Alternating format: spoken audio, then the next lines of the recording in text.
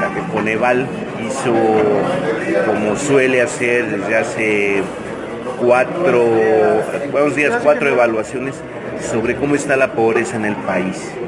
Solo 8 estados de la República incrementaron la pobreza y la pobreza extrema. La pregunta es ¿por qué Veracruz ha tenido esos incrementos de pobreza? Del 52.6 que tenía en 2012 aumenta la pobreza al 58%.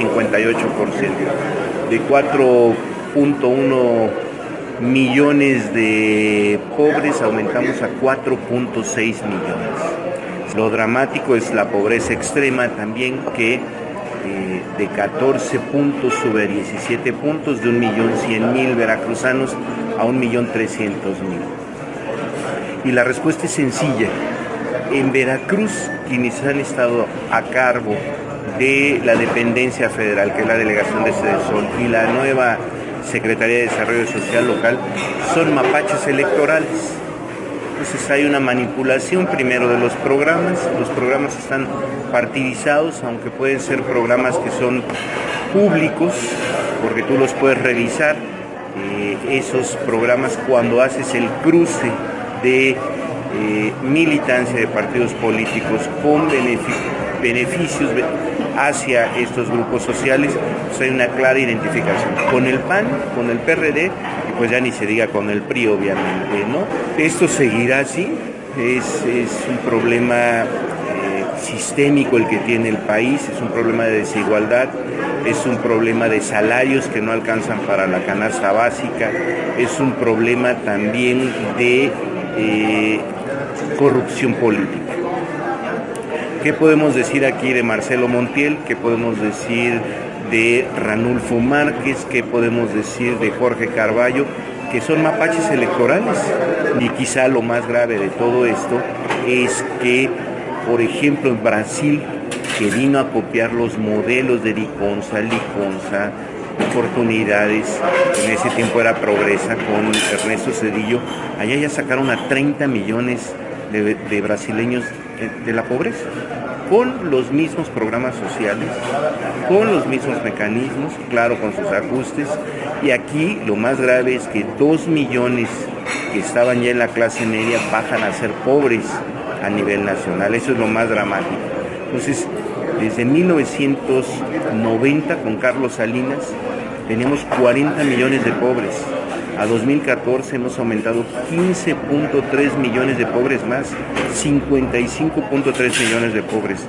Felipe Calderón pide un préstamo de 5,000 millones de dólares al Banco Mundial para poder pagar el programa de oportunidades. Es decir, el combate a la pobreza ya significa que está en la deuda pública de este país. ¿Qué hizo Brasil para sacar de la pobreza a sus ciudadanos? Primero, compactó los calendarios electorales, es decir, una sola fecha. Segundo, hizo obligatorio el voto y quien no vote es multado económicamente. En Brasil vota el 98%, lo que significa que no puedas vender tu voto ni tu credencial de elector en un proceso electoral, porque el ciudadano es desincentivado por esa reforma jurídica, es decir, ya no puedo vender mi voto porque si no voy, como es en México, puedes recibir despensas y dinero y no vas a votar. Pero aquí si no vas, pues ya hay una multa. Y lo más importante que es en Brasil, ningún ciudadano puede recibir un apoyo de algún programa social si no sabe leer y escribir. Es decir, están creando ciudadanía y aquí lo que es carne de cañón es los que no sepan leer y escribir son los que están en estos programas sociales. Por supuesto, de este desvío de recursos, lo que vimos fue también un fraude con el programa de 65 y más en Veracruz. A mí me extraña que el gobierno federal, solamente cuando es un escándalo nacional, como cuando fue destituido Ranulfo Márquez, pero a nivel local es premiado. Entonces, con las nuevas reglas anticorrupción, esto no se podría ver.